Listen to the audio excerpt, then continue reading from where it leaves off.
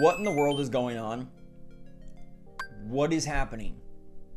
This scandal just crept up out of nowhere on a Saturday morning with nobody expecting it, shattering the truth we've been told, and completely changing how I look at a huge Switch game that's about to release. This is crazy. All right, so buckle in, get your popcorn ready, put on your sleuthing glasses.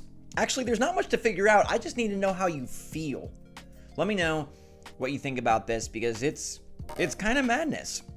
So, Bayonetta 3 is about to drop on October 28th. Bayonetta 3 has a new voice actor for Bayonetta. Helena Taylor has voiced Bayonetta for the first and second game.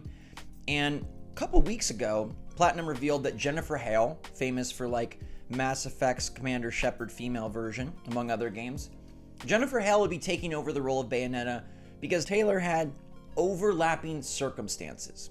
That is what the director of the game from Platinum Games stated in an interview with Game Informer. That overlapping circumstances are what prevented Taylor from reprising her role for this new game. Well, now today we have a video posted from Helena Taylor herself explaining exactly what went down. And it's kind of like a difficult watch because you can tell she really cares about the franchise, she really cares about her job, and she really cares about what Platinum did to her. Now, she starts off by saying that Platinum Games has made approximately $450 million from Bayonetta, not including merchandise. It's a lot of cash. It's a lot of coin. That's, that's Walter White money.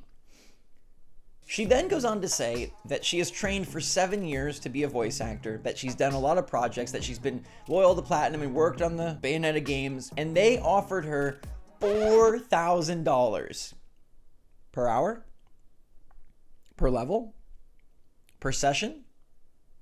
No, $4,000 for the entire game. They offered her $4,000 for the entire game. Now, let me just break this down for you, okay? Because I did some research. Video game voice actors are chronically underpaid. Unless you're Troy Baker, it seems like you just don't get a good amount of money. All right, they have worked and tried tirelessly to up the wages and up the bonuses. It seems to be very slow going. Now, I was reading about different video game voice actors that have struggled with blood in their mouth, with really mangled vocal cords, with all sorts of problems because they're doing these takes over and over. Many times they're screaming a lot. Many times they're whispering a lot. They're doing things that are straining to their voice, not natural, not normal, and they have to do so many lines. Okay, think about how many things Bayonetta probably says over the course of a 15 to 20 hour game. So many things. So many different cutscenes, so many different just one-liners, so many different combat notes, so many different things.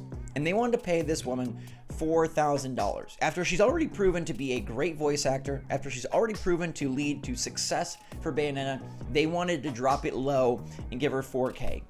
So Ms. Taylor is asking fans to boycott the game, to not buy Bayonetta 3, and instead donate the money to charity. Now, this is really interesting, and it's sad, and it comes on the heels of the launch. And Kamiya actually responded directly to this just this morning as well. And Kamiya, is sort of the head chief game designer over at Platinum Games. He's the most notable figurehead from the studio. He posted, "Sad and deplorable about the attitude of untruth. That's what all I can tell now. By the way, beware of my rules," in all caps. Now, obviously he's saying it's a lie, it's not true, but then beware of my rules, that sounds like a threat, which I just absolutely do not like.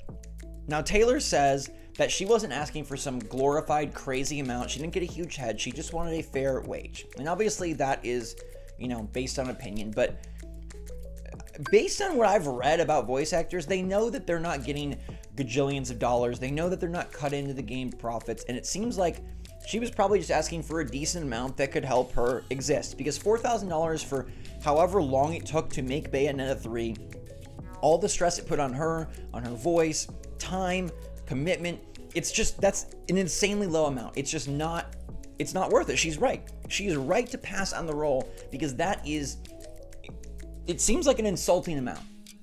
Now, Kamiya saying it's not true, well, then tell us the truth. Show us how much you offered her. Show us a picture of a contract or an offer sheet or something, or tell us, because just saying, oh, sad and deplorable, seems like you're just trying to save face, and then you say, beware of my rules, like, oh, you signed an NDA, or, oh, you know what I do to people that turn against me. I don't know. There could be some translation here, right? Like, this is obviously not perfect English, and maybe he meant something different, but it really seems like a threat. And it really just seems like a sad situation of not preying on a new voice actor. I'm sure that happens, right? They say that they train a ton. They're just happy to get roles, even though I still think it's morally wrong. I understand how companies be tempted to prey on newbies. But to prey on somebody that's been your loyal girl, that has done the voice of your main character, that has helped your franchise achieve critical success, huge critical success, and financial success to the tune of $450 million, you think you'd want to reward them. But it's not even reward, and I don't want you to think of it that way. I want you to think of it as just properly paying them. Just doing what the normal, decent thing to do as a business owner or business person would be, which is pay your worker fairly. She wasn't asking for the yacht treatment, right? She wasn't asking to be on the face of the box art. She just didn't want 4K for the entire game. I'm assuming this is months of work. I'm assuming this is like a massive project for her. I'm assuming it's one of the biggest things she'll get, right? Bayonetta is kind of her claim to video game fame. So to say, hey, all that's worth is 4K, that doesn't last you very long. You know how things work today, right? Everything is expensive. Life is expensive. You got a family. I don't know much about Miss Taylor, but she probably has a lot of things that she needs to pay for. She needs to cover. She's not looking to go out there and buy a freaking arcade machine and, you know, sit back and sip her $1,000 freaking osmosis water. She just wanted to be paid fairly. And I think it's a really bad look for the game. Jennifer Hale does a great job. The trailers, the gameplay, they all sound great. And that's sort of the real stab here, that you can replace a voice actor because they're just a voice actor. And I'm sure with the talent voice actors have nowadays, they can just replicate a voice that was already there. You get someone in the same range and it sounds pretty good. And fans, I mean, super fans might notice, but most fans will not even blink. It's different if you're recasting a face, right? Because you're like, okay, that is not George Clooney. That is not Chris Pratt. That is not Anya Taylor-Joy, whoever it is. But when it's a voice, you swap, you drop, and you're good. And it's sad because it probably puts them in such a difficult spot. They're replaceable and they know it, but they also know their worth and their value and the effort they put in. Literal blood, sweat, tears, time, effort, hardship, commitment. It really sucks to have something like this come out and you don't really, I don't know.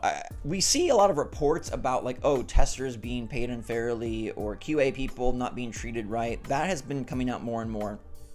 This is the first I've seen of like a voice actor being completely lowballed and completely just kind of like tossed aside. But I am glad that more and more people feel comfortable speaking up. I'm glad that there is an environment where we're learning sort of the muck about games. And I hate it because I love games. I want them just to be fun. I just want to grab my controller and enjoy the show. But there really is seemingly more and more this dark side of people who are treated unfairly in the process of building these mega $1 million franchises. And it sucks. It's one of those things you don't want to believe happens, you want to just kind of ignore, but it happens. And more people are feeling confident, comfortable to come forward. And the more that do, the more that will, and the more that do, and the more, it's just going to be a cycle. I wish humans just did the right thing. I wish everybody just treated everybody appropriately, kindly, nicely. It's just not the case. It really sucks. And I know that, you know, there won't be enough people that boycott this game to make a dent. Platinum's going to be fine. Kamiya can make his tweet. The heck, many people will probably believe Kamiya because they really like his games.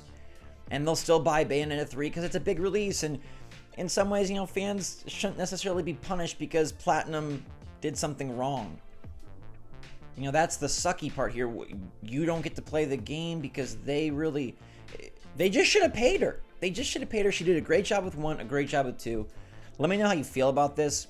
Is it going to affect your decision to buy Bayonetta 3? It really stinks. I don't know. Maybe there's enough news around this. I've seen it get picked up by many video game places. Maybe it can continue to get picked up.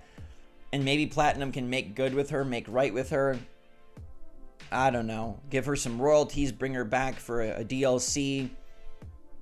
I doubt that happens, but you know, I can only hope. I don't know how you make this right, because the game is done. It's cooked. The cartridges are ready to go. They replaced her with, you know, a good voice actress who is ready to go and makes Bayonetta sound good. It's just sad that this is how it went down, and it's sad that this is a black mark on a game that seems balls to the wall crazy in the best ways possible. It's about to come out. It's about to be a big release for Switch fans, and now this. And it's not her fault in any way. I don't mean to say like, oh man, why'd you have to sully our game? No, like, thank goodness you spoke up. I applaud you for that. It's got to be scary. You don't know how people are going to react. But I just wish they would have done better. And man, Platinum, come on. You made a lot of good games. You've done a lot of good stuff. You know, I'm sure money's tight and whatnot, but you can't treat people like that. You just can't, especially when they've proven good work, when they're very talented, and when they've helped you achieve the success and the franchise popularity that you have. I mean, who knows? If a different person voiced Bayonetta, maybe it would have done as well. We don't know. That voice is pretty iconic. She does a pretty awesome job at creating a unique character. You never know. She could have contributed quite a lot to why this game is the game franchise that it is. Anyways, let me know what you think in the comments down below, alright? Sad, strange scandal. Don't like it. What should we do? Let me hear your thoughts. Stay safe, stay healthy, stay happy, stay positive out there, everybody. Thanks again. Love you lots. SwitchForce out.